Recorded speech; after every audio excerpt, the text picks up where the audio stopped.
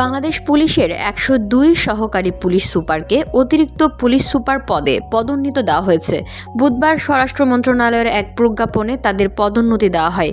বৃহস্পতিবার পুলিশ সদর দপ্তর থেকে পদোন্নতির বিষয়টি নিশ্চিত করা হয়েছে। মন্ত্রণালয়ের উপসচিব মাহবুবুর রহমান স্বাক্ষরিত প্রজ্ঞাপনে বলা হয়েছে, পদোন্নতির আদেশটি অবিলম্বে কার্যকর করা হবে। এছাড়াও প্রজ্ঞাপনে পদোন্নতি প্রাপ্তদের স্বরাষ্ট্র মন্ত্রণালয়ের সিনিয়র সচিব বরাবর নতুন পদে যোগদানপত্র জমা দেওয়ার নির্দেশ দেওয়া হয়েছে। ধুলো, ময়লা ও ক্ষতিকর ধূলিকণা থেকে নিমিষেই মুক্তি দেয় চৌধুরী এয়ার পিউরিফায়ার।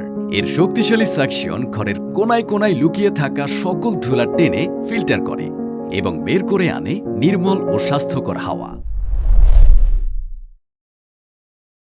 পদোন্নতি পাওয়া ১০৪ জনের মধ্যে ২ জন ভূতাপেক্ষভাবে পদোন্নতি পেয়েছেন।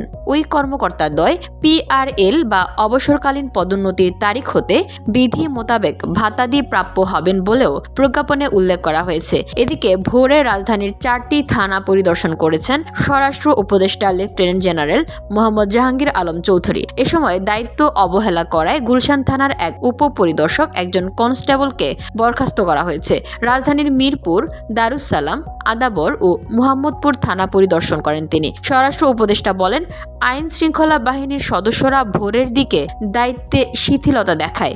এই সুযোগে সন্ত্রাসী ও অপরাধীরা নানা রকম অপরাধমূলক কর্মকাণ্ড করার চেষ্টা করে। আমি আইন শৃঙ্খলা বাহিনীকে নির্দেশ দিয়েছি তারা যেন এ সময়েও সজাগ ও সতর্ক থাকে।